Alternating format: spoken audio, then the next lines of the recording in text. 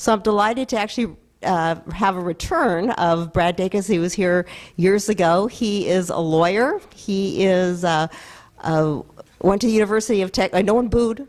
That was good. Went to the University of Texas, got his JD degree there. There you go. And was a legislative assistant for Phil Gramm, which is a name I think a lot of us will still remember. He has a radio show on a weekly basis, and it was actually seen many times on the O'Reilly Factor when the O'Reilly was a show. So what you're going to hear now is about parental rights, and spent some time with Brad this afternoon and got a little preview of what he's going to talk about. And so I think I ought to warn you that he's going to start out and bring you down to the depths of despair when he discusses some things, but it'll all end up well at the end. So I'm delighted to return to the Liberty Forum stage, Mr. Brad Dacus.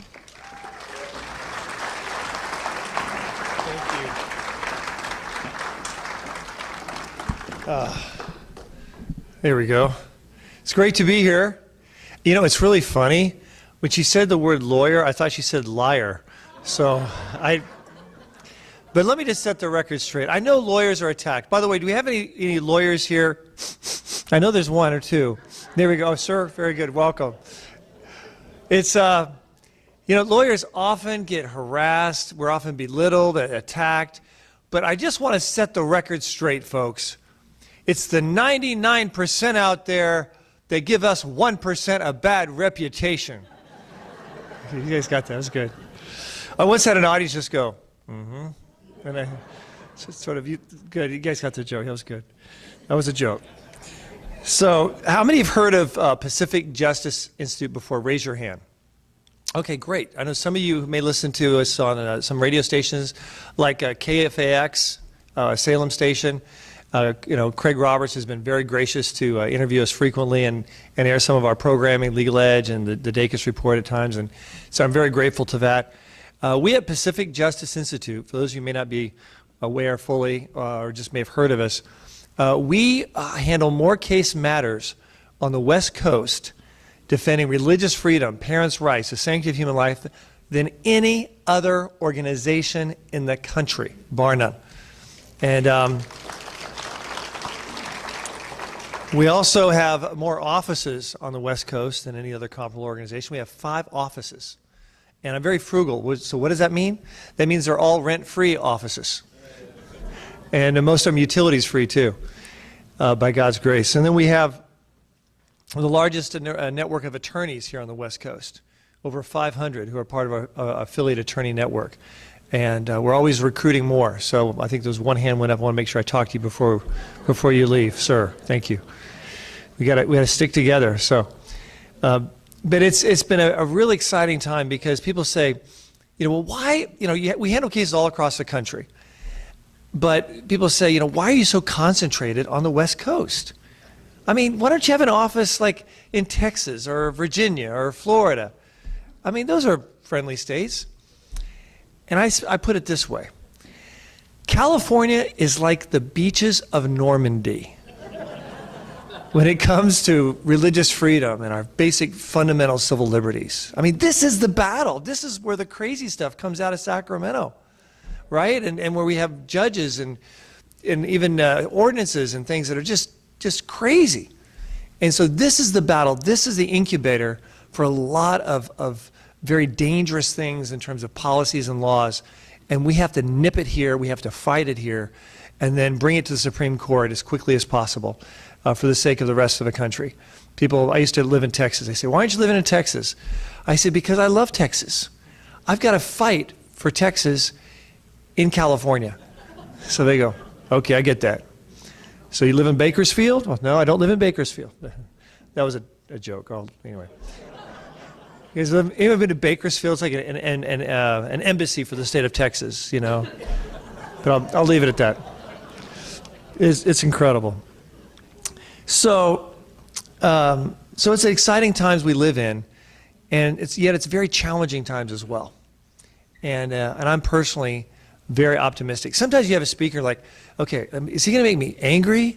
Is he going to make me frustrated? Or is he going to make me sort of like hopeful? And I think it's going to be the latter. I think it's going to be hopeful. Because I will say I am more excited now and more optimistic now about the future of this country, at least in terms of our civil liberties, than I've ever been in my entire life. Where we are now is actually a dream of what I was hoping for that I never knew we'd actually realize and see come to full fruition. Now, you're saying, now, how can you say that? Well, we are in what I call the perfect storm. The perfect storm.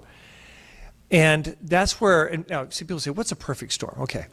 Going back to my Texas time, okay? They know what perfect storms are. That's where you have like a real hot, moist, warm front, okay, coming up from the Caribbean, and then, or the Gulf of Mexico. And then you've got this cold front of northern aggression pounding down. Somebody caught that, okay. Anyway, hitting through, bam! And what happens? You get this big storm. I mean, not like stuff we've seen. I mean, big storm. We have the clouds are dark green, and they're swirling overhead. And you think one of them could just suck you up anytime, okay? You know, big hail, tornadoes, you get it. But one thing they know about the big storm, the perfect storm, is that one side is going to win, and it's going to win very decisively. Either the cold front or the warm front, but one is going to win. It's very, very decisive. And that is exactly where we are right now in the battle for civil liberties here in the United States. And the good news is I'm very optimistic about the front that's going to win. And it's the front that I'm on. Now, let me first, though, talk about the other side, the other front. Because it's the other front that makes this front so exciting and so optimistic and so hopeful. This is the front where we have those challenging our fundamental civil liberties, those who don't respect the Constitution of the United States, those who want to change the Constitution, and some of them are wearing black robes on the Supreme Court in Washington, D.C. And it is stunning. If our founding fathers could hear the attitudes and philosophies of those on the Supreme Court, I bet they would say, excuse me, we're sorry, we should have limited judicial powers much more explicitly. At the time that the founding fathers drafted our Constitution, the judicial branch was deemed to be the weakest branch. And yet we have seen so much abuse because of the authority that has been given to them already. But we see it happen on the state level, legislative level, et cetera. And I want to talk about some of these challenges in terms of what's facing us here in California. You know, in terms of religious institutions, they play a real role in the raising of children, right? I mean, I have 2 teenagers. Pray for me. Anyway, I won't go there. No. But it's a challenging time. The role of being able to take your child to a church or synagogue, to be able to have that as a part of your community is very important in raising children and families. And yet we have the greatest hostility towards these institutions ever in our nation's history. And you know what? I hate to say this, but the San Francisco Bay Area is actually probably one of the worst, if not the worst, place in the United States when it comes to these battles. Let me give you a classic example. One was San Leandro, California. Anyone live in San Leandro here? Or you know what I'm talking about? Okay. You don't be ashamed. It's okay. No. Well, the city of San Leandro passed an ordinance, and this ordinance said that churches can't build, grow, or expand. A particular church couldn't be in their community. They bought a building. They said, no, we're not going to let you be here. We're not going to let you exist here. And they cited all these reasons. And they talked to their lawyer and came up with all these reasons. There were 6 reasons. One of them was they bring economic blight and crime to the community. Did you know churches do that in a synagogue? That's terrible. I didn't know they were so dangerous. You know, watch out. You know, stop churches. They're a danger. You know, but that's what they argued. And the judge from San Francisco, ruled in their favor on all points. Thought these were all wonderful meritorious points to keep out those church people.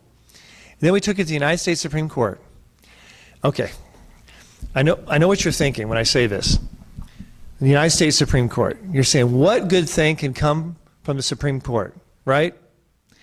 Oh, no, excuse me, the Ninth Circuit. What good thing comes from the Ninth Circuit? Nothing. Well, let me just say this. If in the Old Testament, God can speak through a donkey, anyway, so that's what happened here, and the Ninth Circuit reversed on all 6 points and gave us incredible freedom to protect these institutions, and we've been using that victory ever since, along with other circuits in the country. It was absolutely fantastic. But then religious institutions, this wonderful asset to the community and to parents and the raising of children, they're also under attack now by the city of San Rafael. And we knew this was possibly going to come up in the future, and this is where government tries to issue property taxes against religious institutions. Now, before our nation was even a nation, it was just understood you don't do that, right? They're protected. Well, San Rafael decided, well, we've come up with a different angle here. You see, even though California law and the state constitution require that that any property tax be based on appraisal, number one, and number two, that religious institutions not be levied a property tax, they came up with a new kind of property tax.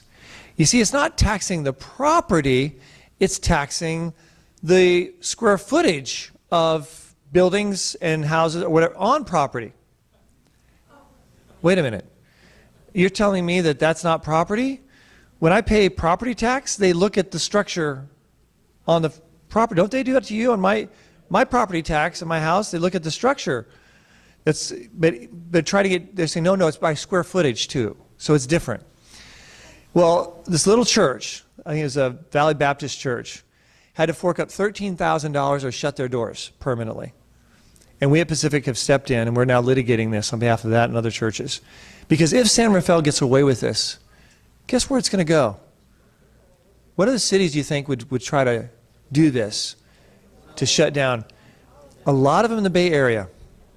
Maybe not Danville. I'm trying to think of exceptions, but a lot of them here in the San Francisco Bay Area, and a lot of churches would really suffer major setbacks. But it just wouldn't stop here. Oh no, it'd spread to Seattle, in Portland. It'd go to Chicago, Boston, who knows, maybe even Washington, D.C. This is the kind of attack that we have to nip here on the beaches of Normandy. And that's exactly what we're doing.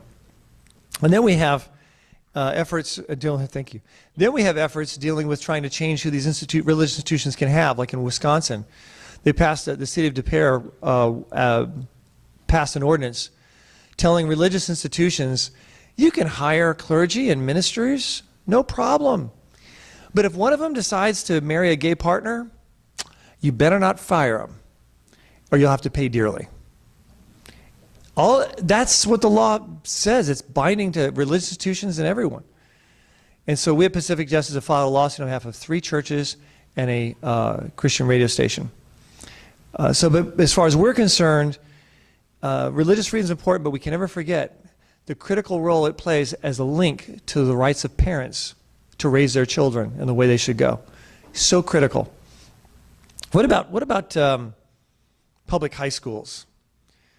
We've all seen what's happened with boys going in girls' locker rooms, violating their privacy. It's outrageous. It is outrageous. Now, we had President Obama in the White House. He issued an executive order binding every single public school district in the United States to have to allow this to happen, period. And then we had President Trump take his place and issue an executive order repealing all of that, liberating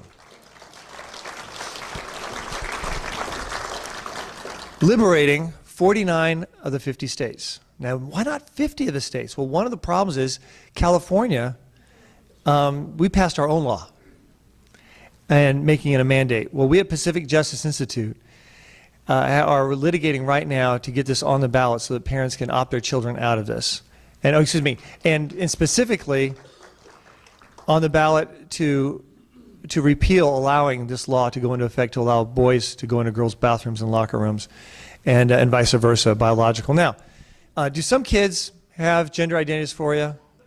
Yeah, it's a real mental condition. Most, by the way, who are exercising this in high schools, and most high schools have at least one transgender now in California. Most. But most of those kids are dealing with some confusion, right? It's not full dysphoria. They don't look in the mirror and see the opposite gender. But needless to say, there's a need for understanding, compassion, got that. But let's not forget the dignity, the human dignity and privacy for girls not to be visually violated when getting out of the shower in our locker rooms. So important. And parents have a right to protect that. One thing we're doing at Pacific Justice to combat public schools and some of the stuff that's coming in is we offer on our website, pji.org or pacificjustice.org, opt-out forms that parents can sign, check the boxes, and give it to their school, which help protect their children. And it puts the school district on notice so that legally speaking, if they violate that request, that lawful request, then that school district can be sued. I love to, no, I shouldn't say that, should I? Yes, I love to sue schools, no. But in reality, I say that tongue in cheek. In reality, Pacific Justice, over 90% of our case matters we get resolved without litigation. Why? Well, because I don't like wasting tax dollars. I mean, I don't. And there's some groups out there, I won't say their name, who love civil liberties, especially when it makes them lots of money and they get to sue lots of governments. But we at Pacific Justice try to avoid that. But that said, when we need to, we sue. But protecting your children, the first step is for them to use those opt-out forms. And we distribute those all across the United States. And we're very positive about that. Then we have the issue we're dealing with Child Protective Services. And they're threatening to take kids. You know, we at Pacific Justice are probably the only organization that I know of that on a regular basis gives emergency counsel to parents who have social workers threatening to take their children. A report came out by the Department of Health and Human Services that declared that it's better for a child, statistically, to remain in a moderately abusive home than to be taken out and put into foster care. The studies are very clear on it. The stats are very clear. I mean, that's how bad our system is for children who are removed from families and are traumatized and deprived of the healthy bonding and relationship. And the problem is we have a lot of kids that are wrongfully taken just outright as well. You know, in fact, it's gotten much worse because not only do parents in states like California are not entitled to a jury of their peers, they're not entitled to audio or video taping of the child's testimony. They're not entitled to a public hearing for public scrutiny like O.J. Simpson had. Remember, everyone was cheering or yelling, you know. Children and families aren't entitled to that in California. It's like we're in some kind of a third world banana republic of tyranny. It's like we're in a different country when you look at the process of juvenile court and the terrible lack of checks and balances we have in our system here today. You can have all that's taken is just a better than 50-50 chance of any kind of abuse, and the parents lose their children permanently. And so we have a lot of problems, but it's gotten a lot worse because now in states like California, children can be taken, get this, if parents don't affirm a child's decision with regards to their sexual relationships or their sexual identity. So let's say, let me give you a real example. Actually, it was a pastor and his wife in California. Their 13-year-old daughter decided that she was going to be a boy. She talks to her friends tell her teacher tells her school counselor talks to her, then talks to a social worker to interview the parents to make sure that the child is going to be affirmed and encouraged into this new sphere of living. The parents fortunately contacted us the day before the social worker came. I asked the parents, I said, so tell me, what would you tell the social worker when they come? What are you going to tell them? I said, well, we're going to explain to them that we have our religious beliefs and we believe what the Bible says about this, and we're going to get counseling for our child according to our faith and da-da-da-da-da-da-da-da. And I said, okay, you're going to lose your child tomorrow. Clearly. That's exactly what they're waiting to see you say. Instead, here's what you're going to say. You're going to say, you're going to thank her for her great work in helping to work and defend children like your daughter, and how you wish there was there's such a greater need for sensitivity and tolerance for children who are different and like your child, and how you just applaud and just really wish that there could be greater understanding for people like your daughter. He says, well, that's not exactly what we believe. I said, I know, but if you say what you actually believe, you're going to lose your daughter tomorrow. I said, look, think of it this way. When Pharaoh's army knocked on Moses' mom's door and said, okay, are there any babies? Do you have any babies around here? Did she say, oh, you caught me? Okay, it's in a little basket on 3 reeds to the right, a little cove. You'll see him. He'll be crying. No. Why did she do that? Because it was a greater harm, right? And so we have to teach that wisdom to parents, unfortunately, here in the United States of America, just to keep their children from being wrongfully taken. We had another case similar to that in Sacramento.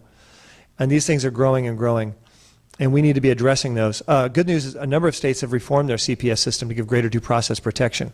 A jury of your peers, required audio videotaping, et cetera. But California is way, way behind when it comes to this civil rights protection. Yes. Now, we also have issues in the communities dealing with drugs and marijuana. Now, many people see this as a civil liberties issue. I beg to differ, because we're talking about, in the city of San Francisco, communities, districts, that just simply want their communities respected based on the law and where children's centers are located. We're talking about something very reasonable. Well, in this one district, I think it's called the Sunset District, I believe, it's one of the only districts that didn't have a marijuana dispensary. They're all over San Francisco. And they wanted to put one in this one facility that was less than 1,000 feet from a youth center at a Trinity Church, a Lutheran church, and also even closer to a faith-based preschool, little preschool children. They got the approval 5-1 by the Planning Commission. We at Pacific Justice Institute were contacted on behalf of the parents. They didn't want to just let this go. And it's a big giant. They're taking on San Francisco. I mean, this is, if this was Bakersfield, we'd have a chance. Maybe probability we'd bring. But San Francisco, well, we sent the attorney heading up our San Francisco office there in the battle, Ray Hackey, and he did a fantastic job as we appealed this to the San Francisco Board of Supervisors. And even though they had some not so nice things to say about us, at the end of the day, they voted overwhelmingly to reverse and to deny that marijuana dispensary. And it's really interesting because one of the Board of Supervisors says, next time, make your case, but don't let Pacific Justice represent you. And the parent stood up and said, Pacific Justice Institute, they are the defenders of parents' rights, and we will use them again and again in the future. They are our defenders. And I just made me feel so good. So that's one tough community. There's resolved community, and they stood up to the big Goliath, and the big Goliath fell, and that was great. There's so many other challenges with regards to our children and parents' rights over their kids. Another area is dealing with basic decency in publics. Parents like to be able to take their kids to parks, right? Great place, public parks. There's a major public park in San Francisco where, I think it's called maybe you guys heard of it. Maybe you know what I'm talking about. Open air urinal. Presidia? No, not that one. Well, anyway, real popular one. It has a D in it, but sorry, my mom would blank on me. I'm over 50. What? Yes, Dolores. I was just making sure you knew. So, very good. Anyway, so here in this park, they decided to put in an open-air urinal. Now, is it made out of concrete? No. It's made out of, it's like a chain link fence, a wired mesh. And there's a little hole in the ground. You know what that's for, open-air urinal, okay? And it's right there, about less than a half a block away from a brand new, newly remodeled restroom. All nice white tiled. And here it is, right there. The reason they have it there is because they said, well, people just don't want to use the bathroom. They like the openness. And I was being interviewed by a reporter because we just filed a lawsuit to challenge it on behalf of the community. And as I was being interviewed, I said, you know, children walk past here every day. It's a sidewalk right here, and there's a metro rail right there by about the third row. There's a metro rail, and guess where it stops? Right in front of the urinal. And I said, children walk by here all day. And I was being interviewed by Claudia Cowan on Fox News. And as I'm being interviewed, lo and behold, about 50 kids in their little private school uniforms walk right in front of the urinal. Needless to say, the camera went on the kids and not on me, but that was okay. But the point is, we have to defend these communities for our kids. Since when should parents ever not be able to take their kids to the park because of this new standard? Our attorneys team did a great job. We didn't prevail on the lower court, but I think we will prevail on appeals because we have pointed out how this is a violation of the Americans with Disabilities Act. It's also a violation of the Equal Protection Clause of the Constitution, which says that women should have equal access and opportunities for restrooms. Also violates the federal and state health and safety codes. There's no place to wash your hands after using it. I mean, it even violates the city ordinance code on privacy, which says you do not have to not only have people see you in your personal parts, but you shouldn't have to see someone else's personal parts in public places.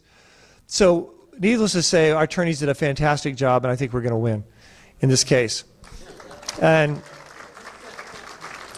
then we have what's taking place with our kids in universities and in schools, but particularly universities I want to touch on for a second. We always like to hope that there's at least a few good professors, level-headed professors that are not into this far leftist attitude of censorship and silencing that used to, in places that used to be called the open marketplace of ideas, right? Big change. And yet, we at Pacific Justice are defending two different professors from two different colleges that were fired, not because of their lack of performance. No, they have tenure. They've done an absolutely fantastic job. But because they brought critical thinking and discussion into the classroom on things such as same-sex marriage while it was pending before the Supreme Court. And yet they were terminated. And this kind of purging, and it's a strong word, I know, is very dangerous, not to us, right? It's not going to affect us, right? We know what we believe. We know what we think. We read. It's going to affect who? It's going to affect our children who are at a point in life where they're questioning and doubting and challenging everything.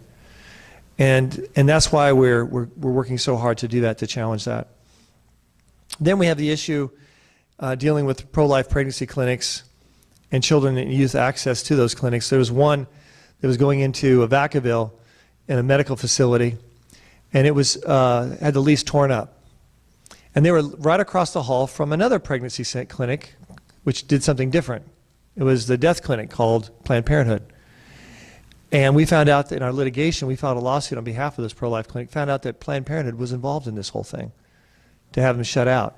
So we brought Planned Parenthood into the lawsuit. And we hit them hard in depositions. Needless to say, last year, they closed their doors. And because young people in crises need to be able to have that. Parents should be able to have that tool to help kids in crises, and particularly young women and young potential fathers as well. A major case we had a victory on before the Supreme Court just recently. We're dealing with the pro-life clinics having to have a large sign advertising where women in crisis can get a free abortion. I mean, literally, that was the law here in California. Was the law in California. We at Pacific Justice were the first to file a lawsuit to challenge that. We represented several clinics for the Supreme Court, and other organizations did too, so there were several of us at the same time. The court heard one of those and came down with a fantastic decision ruling that was unconstitutional. It's an unconstitutional violation of the free speech rights of private individuals and entities and ministries not to have to speak what the government dictates. I mean, didn't pilgrims come to America for that reason? Because they didn't want to have to say what the king said they had to say? You know, yet that's what they were basically doing. The government was saying, yeah, you have free speech so long as you say this, which goes totally against everything you believe and why you even exist. And the Supreme Court saw right through it. But here's the gold nugget that many people don't realize, a major gold nugget. By the way, how much time do I have? Is anyone keeping time for me? It's very dangerous to have a lawyer up here speaking without someone keeping time. 5 minutes? Okay, good. I want to make sure I stay within my boundaries. Do you say an hour and 5 minutes more? Okay. I have terrible hearing. 2 hours. I think it was 2 hours. 2 hours? Okay, good. No. Anyway, but here's the gold nugget. And it's really interesting because the media often miss this. But we looked at it, and my mouth dropped. Because, yeah, pro-life pregnancy clinics were set free from this mandate. That's great. But what they did was they, in essence, reversed, actually, other precedent. Other precedents that said professional speech, in the past they said professional speech, like a lawyer or a doctor, psychiatrist, etc., that they've always treated that professional speech as not really protected by the free speech clause of the First Amendment, stating that this speech can be heavily regulated and filtered by the government, whether you like it or not. That was the basic precedent in a nutshell. Okay, there's some left and right turns, but in a nutshell. Well, this Supreme Court looked at that in this decision, and they seized the opportunity. And they said, and for the record, professional speech is protected just as much as other speech in the First Amendment free speech clause.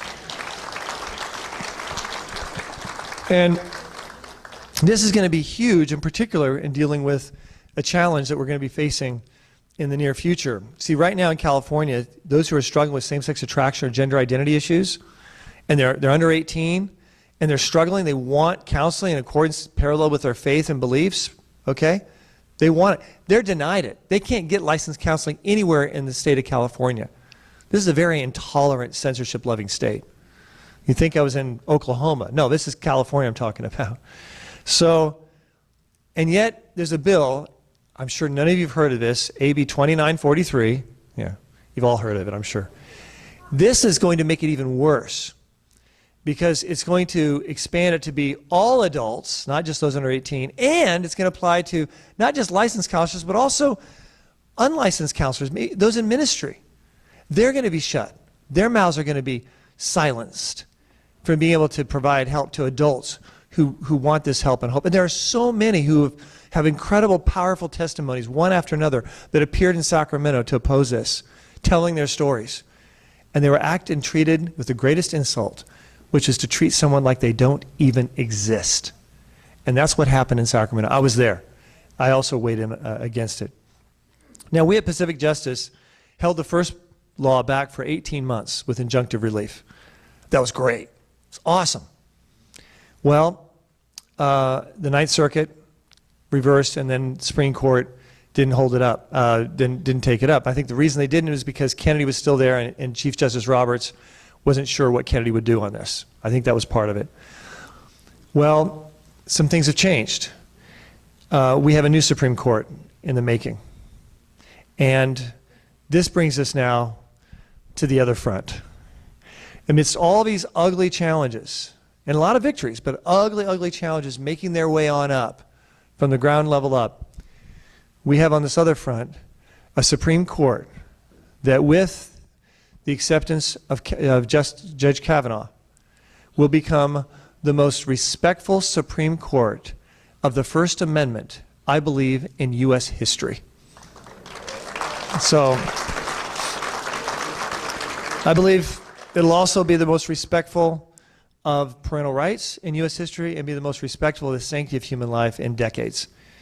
It is an incredible era and time that we're living in, a time that I didn't even know I would live in myself or we'd ever even see.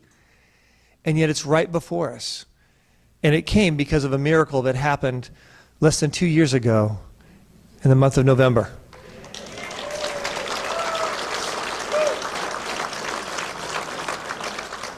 We have an exciting time, and because as these cases go up, people say, wouldn't it be great to have that without having the bad cases? I said, oh no. These bad cases are awesome when you have this kind of a front over here. Because as those cases go up, the decisions go down, and those decisions establish what? Case law precedents for decades to come. And it's exciting. And I think we're going to continue seeing positive changes on the Supreme Court as well as the Federal District Court. Roughly 1 in 8 judges on our circuit courts in less than 2 years have been appointed by President Donald Trump. And so we're seeing incredible transformation, unbelievable. The judges that are being appointed are more respectful of the Constitution than even those overall that were appointed by President Ronald Reagan, which is hard for me to say. But he had 60 votes he had to get in the Senate. And we don't have that because of the senator from Reed from Nevada. Thank you, Reed. I didn't think I'd thank him for anything. His stupidity was wonderful and lack of foresight. I really appreciate that. So that's where we are, an incredible time in history, an incredible merging of two fronts with a very clear, decisive end result. Unless there's something dramatic that happens, we're about to have an incredible atmosphere. Now, what are we doing at Pacific Justice? We are now moving full steam, full throttle forward, and we are in the process of being more aggressive than ever before. In fact, we want to equip people on the ground floor in communities, in the darkest, bluest communities in the nation. And so what we're planning on doing, Lord willing, resource willing, is to paratroop in attorneys to set up ground offices. And I'm here to announce, those of you who didn't get the letter, it'll be first to you to hear it, that the first state that we are landing in, the first city and the first state outside of California, is going to be Salem, Oregon, and it's already in right now as we speak. So that's good. Anyway, it's an exciting time. If you guys could please, before I forget, please be so gracious to fill out that white sheet so we can keep you updated. It's an exciting time, and I'd like to, at the very least, if you keep us in your prayers, I'd really appreciate it. So if you please fill that out, that'd mean a lot to me personally. Now, I think I've got my hint, and it's time for Q&A, I believe, correct? Thank you. So specifically, there was disappointment that the Masterpiece Cake decision did not find the very existence of the Colorado Civil Rights Commission to be contrary to the for the rights of due process. We were happy the way it went, but it was pretty a limited decision. Very. What are the chances of these tribunals being closed down? How do they get away with it, in other words, no due process? Very good question. And it turned out, usually I don't often call these correctly, but this is one, it turned out exactly as I expected. The narrowest possible decision to give the Baker Masterpiece a win, but in the narrowest way. And that's exactly what it was. Basically what they held was that the accommodation doctrine being implemented by the state of Colorado was being implemented in a discriminatory way, and with discriminatory intent, because they looked at the record and saw the outrageous, almost profane used to describe and to stereotype people of faith and their desire, their vitriol against them. So they really set that up. Now, the problem is, moving forward, people in communities passing these kinds of public accommodation doctrines, these kinds of anti-discrimination mandates by businesses, doing weddings, etc., they'll just say, okay, let's be careful. Don't say anything negative. Don't say what we really believe, because we don't want to see our bigotry come forward. And let's make sure we're very careful to equally enforce it, wink, wink, against everyone. And that's how they think they're going to get around it. That said, here's the good news. This case is merely a precursor to a more definitive case that will be going to the Supreme Court, the florist case, and this dealing with the florist. And as this case makes it back up to the Supreme Court, we will see the Supreme Court rule definitively on issues of free speech, the free exercise of religion, and in the end game, their decision, I believe, will be that the First Amendment rights of the free exercise of religion will trump any rights of any interest groups or created under the cloak of public accommodation or discrimination. And I believe that in the end game is what we're going to see. That is what I call true tolerance. And so I think that's the end game, and I'm very optimistic with, if Kavanaugh is on the bench, that's going to be the final outcome. It'll take a few years to see that to come to full fruition, but I'm very, very optimistic we'll see the completion of that case. That'd be great news. One of our guests asked exactly what I was going to, and I forgot. How did the story end? You left us hanging. Did that couple get to keep their daughter? Oh, yes. Unfortunately, we just ran out of... Oh, no, I'm teasing. Thank you, because that sometimes happens. I'll forget to finish the story. Yes, it's right.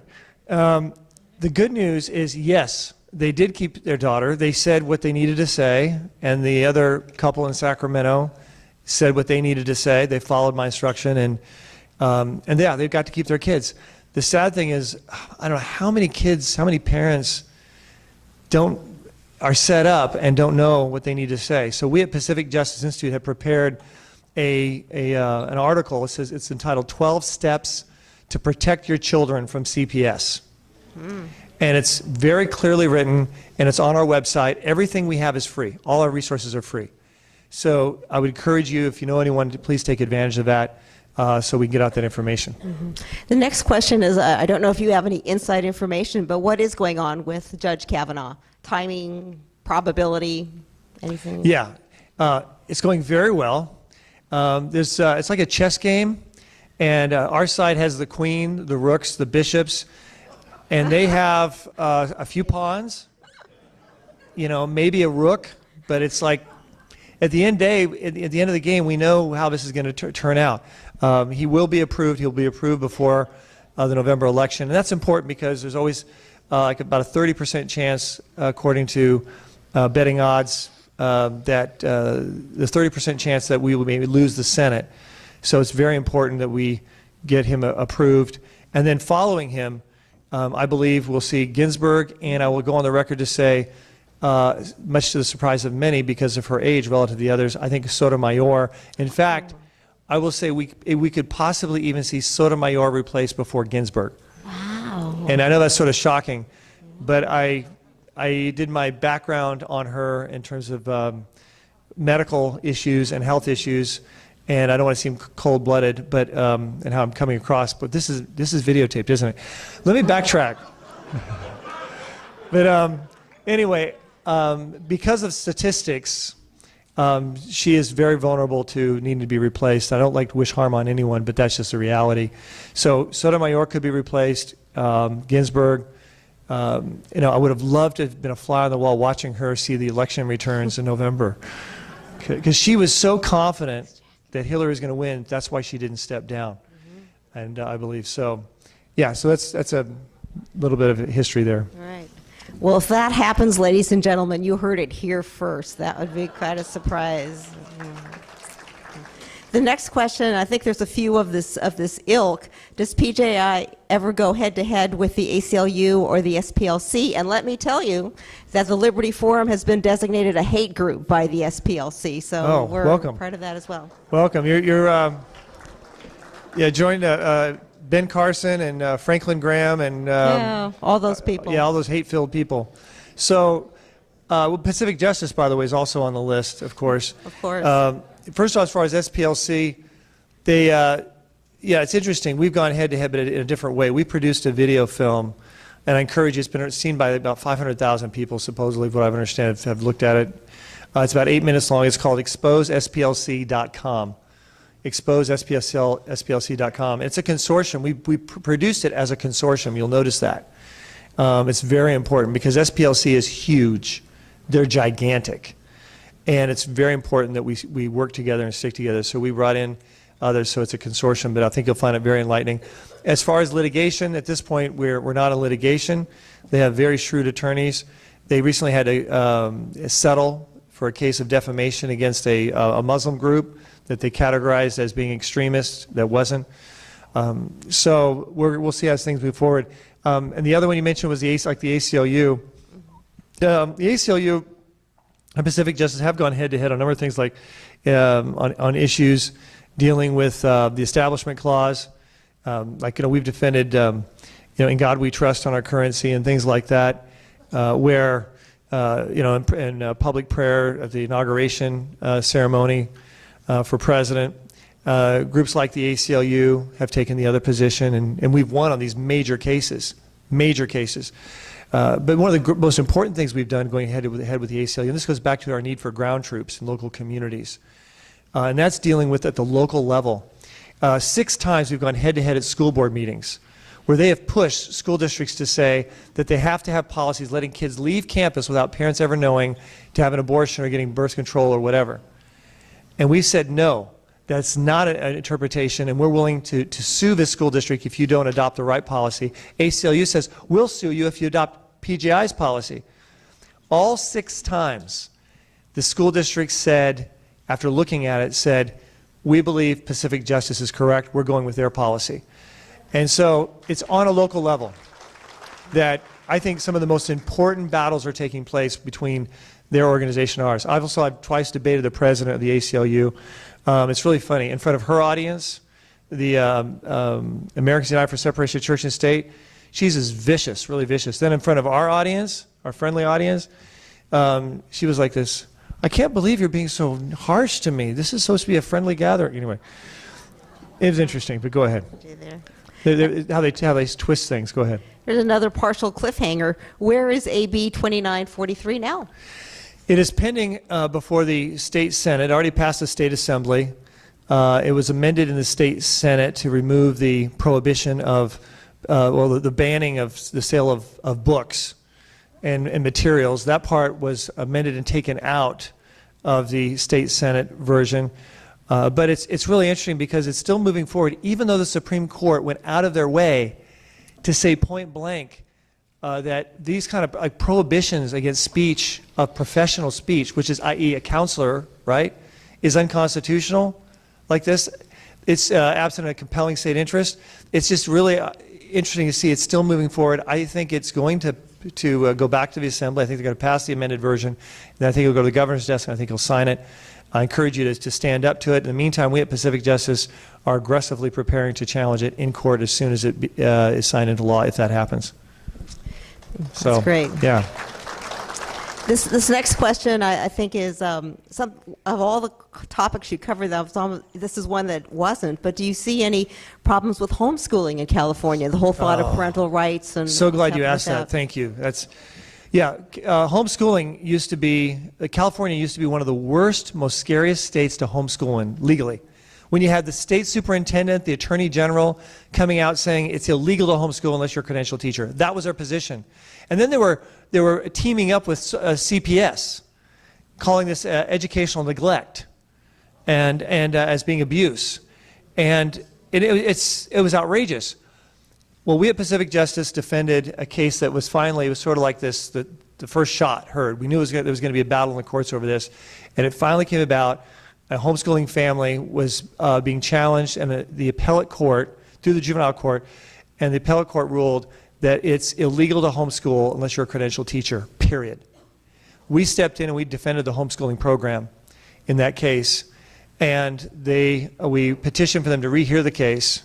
Miraculously, these three men agreed to rehear the case, admit that they might be wrong. And they heard the case, they tore us upside one, just diced and sliced us in oral argument. It was like guaranteed we lost. We were already preparing to file the appeal to the state Supreme Court. And lo and behold, with lots and lots of homeschoolers praying, that's my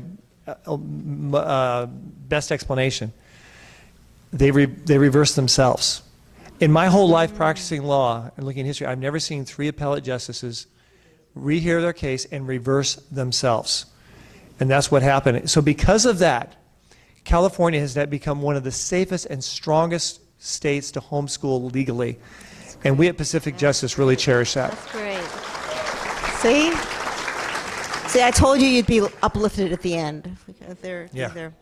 There's actually, I'm going to condense maybe half a dozen questions here that have to do with, there seems to be an unequal handling of religion if it's Christian or Jewish as opposed to Islam. And there's all kinds of extra tolerances and accommodations made, which seems to be unequal. Would you like to kind of discuss that? Yes, I agree. No. There's so many dimensions to that. Yeah, so that's a good question. We see it in terms of religious institutions being protected and approved for conditional use permits or permits to build. We saw it in Washington, D.C. It was after 9/11 where, or maybe I'm thinking actually New York City, where a mosque was approved real close. Yeah, and then guess what? A Greek Orthodox church close by was denied. And it's the liberals just go out of their way to make no sense at all when it comes to what they support, because they push this at the same time. They'll do name calling and hate labels on Orthodox Jewish and conservative Christian organizations and ministries and churches and synagogues. At the same time, they're pushing extreme tolerance and blindness towards Islamic institutions. Now, let me just say this. Religious freedom, we don't have religious freedom for everyone, we have religious freedom for no one. And I think that's a very important concept. That said, we also, though, have an obligation to defend freedom and liberty, as in our Constitution. And we need to be very sensitive to the fact that, that there are groups out there, radical groups, that in fact have that as their enemy, our Constitution. And I think we as a nation need to be very responsible and have both eyes open and understanding that. I do see that double standard. Public schools, we see it quite a bit. It's ridiculous. Sixth grade of the textbook in history, it gets to the early Christian church and history. Guess what? Most classes don't even get to it, and those that do focus on the Crusades, and they focus on it from a very slanted perspective. And then in seventh grade, they study what? Islam in history. And that they go through very vigorous, and they do all kinds of things like that. That's one of the things that we work to have allowed children to be opted out of and respected. But that's one of the many, many, many problems with public education, and why I just wish we had more public school teachers that are traditional, like the kind that I had, that could stand up to the union. On the union note, let me say this too real quick. The Janus decision, folks, was major. It's going to mean a very weakening of the union and an opportunity for local communities to take back their school boards. And I want you to take that to heart in your communities as we move forward. The unions will get smaller and smaller, and their bite will get tinier, and a greater opportunity for school boards to really respect their communities. Go ahead. Well, we just did the Vulcan mind meld, because my very next question was going to be, in addition to the recent good, the cake was the Janus decision. Has the Supreme Court decision regarding compulsory union dues played out in California? So if not yet, it sounds like it will. Yeah, as far as politically, and then as far as legally speaking, every public employee in the United States of America does not have to ever pay a penny to their union, ever. And then those in 22 states that are not right-to-work states, those are only binding, those unions are only binding on private sector unions, not the public sector. So it's gone diced and sliced. The unions have shrunk dramatically, which means greater freedom and liberty and more money in their pockets for former union workers across America. It's a huge win for freedom and liberty, and we're really excited about that. Yeah, that's great. Well, we're going to bounce around to a new topic here. Can you explain why it's so difficult, and if I know this is true, but the guest does think so, to provide TV or other advertising about the realities of abortion? Or first, explain what is there some kind of a blockage to put ads like that to add? Oh, is there a blockage for that? Yeah. I will say I'm not aware of it, but things are happening so fast. I mean, even we at Pacific Justice are right now looking into Facebook in terms of limitations on some things that have been placed on us. I'm very disturbed about that. We have over 185,000, is it friends or likes? Is my age dictating this? Anyway, on Facebook, it's one of those two. So that's a real problem. But at the same time, we hear of other issues that are coming up because the powerful controllers of social media are not very respectful for true tolerance. And so we at Pacific Justice would like to investigate that. It's very, very powerful, that kind of visual, because the millennials are very visual. Very, very visual, and I think that's one reason why the most pro-life segment of the voting bloc is 18 to 24, because they are very visual, and there is so much out there in terms of visual pictures of the development of the unborn, and that's why it's so critical that be protected. You mentioned that students or parents have the opportunity to opt out in school for various programs they have. Someone wants to know, how is it made that they're not targeted to feel left out? Or you're right, and that can happen. We at Pacific Justice Institute have taken school districts to task on this. For example, opting out of the state assessment test, the Obama state assessment test called Common Core, or actually it goes back even before Obama. We at Pacific Justice have sued 2 school districts in California. One was a little one called the Los Angeles County Education, Board of Education, but we took them on and we've prevailed because they were not giving proper notice to parents of the rights to opt out their children, and then they weren't allowing it without harassment or punishment, or you don't get the cookies. It was ridiculous. We've really made our footprint really very large on this in that regard, but also as applied to other things, opting out of things that are offensive or violating their faith. We do that. Unfortunately, the California Healthy Youth Act says that as far as the LGBT material, like giving their presentations, that's, you can't opt out. That's what the law says. Okay, so two transgenders come into class, you can't opt out of that. You know, nothing against the transgenders, love them, you know, but to tell parents that you can't opt your second grader, your first grader out of their presentation, that's what the California Healthy Youth Act mandates, dictates, as far as it is so outrageous. Well, what we at Pacific Justice have done, though, we've looked at it, and what we discovered is since parents have a right to opt out of sex education, what we've done in working with the Orange County Board of Education is encourage, and they agree, is to fold it in, the LGBT, with the sex education. So it's a comprehensive sex education. And because it's a comprehensive sex education, parents have a right to opt out their children. And so Great. that's one way of dealing with that. But there can be harassment. The key, though, is to get a school district to adopt policies like that, including vivid, explicit prior notice, and then respecting opting out, and then also for those parents to know to contact us if there's any pushback at all, and we can take care of the situation. Well, here's a softball for you. Okay. How is it different to be able to deny service due to political belief, but not by race or gender? Well, I don't think it's legal, but if you could discuss about what recourse do people have if they're wearing a MAGA hat, for example, and they don't get served at a restaurant?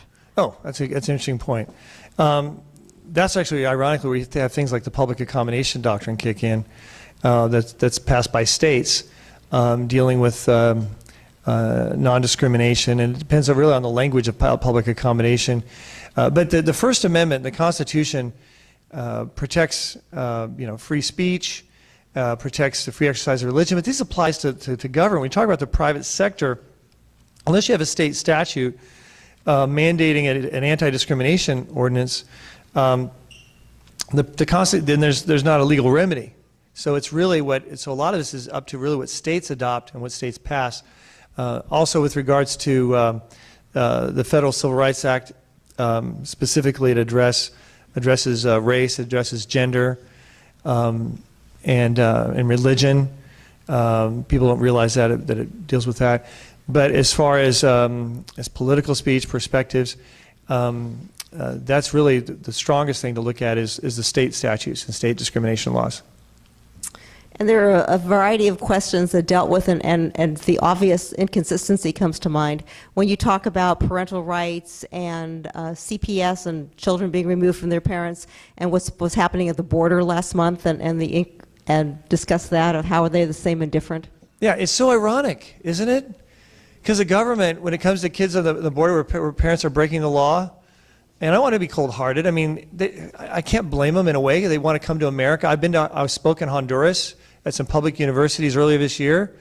Those students, every student in that classroom was more pro-American than any high school in the United States. They love America. They dream America. If I said, I'll give you a one-way ticket to the United States, the first person who grabs it, the whole classroom would have gone up to grab it. I can't blame them for wanting to come here. It's a great country. But it's so ironic, though, when you have the government working so hard to bring kids together in a context of violating the law knowingly and willfully and deliberately, and yet being so overt to take children from families for reasons that are falling well short of a compelling state interest to justify it. And it's a hypocrisy, and children are the ones who pay the price for that hypocrisy. That's true. We're back to the courts. This is interesting. Every now and then it bubbles to the surface. Do you have any comments of the Supreme Court being expanded to 11 or 13 judges? Well, FDR attempted that Pack the courts. unsuccessfully, and so I don't think that's going to happen. But I do think is that we are going to see that the next two justices, maybe Thomas may step down, next summer, just to preserve his position, to be appointed, have it appointed by someone that he knows he's going to like his replacement, to sort of preserve that slot. Thomas he's young, he's like 70, so he's not that old. See, I know my audience. Okay. Anyway, but he's relatively young as far as Supreme Court justices go, so he may step down and have him replaced by someone who's 50. And but otherwise, the next two will probably be Ginsburg and Sotomayor, and then the next one I could see would probably be Breyer. And getting up there. And Breyer and Kagan, those two are among the four liberals. They're the more moderate liberals. They're real liberal, though. But if we can replace the most liberal, which is the two that are the most likely to be replaced, we don't need to expand the Supreme Court. It's going to become even more respectful of the Constitution. You know what's really exciting about this also, mind you? I'm not saying it's going to be the most pro-conservative values. No. I'm just saying it's going to be the most respectful of the Constitution of the United States. Mm-hmm. And that's awesome. Mm-hmm. You know, that's something every American should cheer about. They should be delighted for it, no matter whether they're really from the left or the right. So we're really, from my perspective, we are really the moderate perspective is to have a court like the one we have. Well, after all we've heard tonight, I think Pacific Justice must be the busiest people. They're all over the place and getting all these sorts of things. So we'll leave on a very happy note. This was not a plant, but someone wants to thank you for all you're doing, and you've been sort of around this, but what's your greatest need right now, and how can we help? Thank you. Really? I paid you $20 for that. Yeah. I mean, I appreciate that question, because that is a very important question. As I said before, right now, Pacific Justice is full throttle forward. We want to paratroop our troops into the darkest, bluest cities in the United States, and bluest states, right?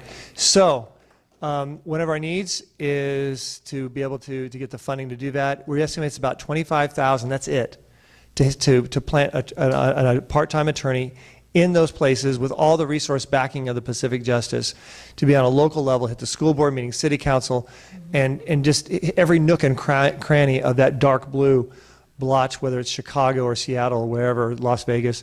So that would be awesome if any of you feel inspired to do that. We have a matching gift program right now as we speak, and because we're looking at Seattle as our next one. Also, you're praying for us. I don't say that loosely. I really mean it. Actually mean it. It's not just, and pray for us and all, you know. No, I really mean it, because but for God's grace, we would not be able to do what we're doing now and have the success that we have now. And I really know that and believe it. So, and that's one reason I want you to stay up to date with fill out those white sheets, because you can't pray for what you don't know to pray for, except to say, help PJI. But I think it's good to be specific as we can. So if you could do, pray for us as well. And also, like, if any of you want to volunteer ever, in our San Jose office, let me know. And then, of course, if you're attorneys, definitely want to talk to you. But we really appreciate that. And then also, finally, if you haven't heard this yet, it's a rumor, but I like to speak. So anyway, if you'd ever like me to come guest speak at a group or your church or whatever, please let my office know, because I don't charge anything. I mean, that's why I get invited. But it's a real pleasure, and it's a real joy to serve you. And I want to thank each and every one of you, and in closing, for your courage.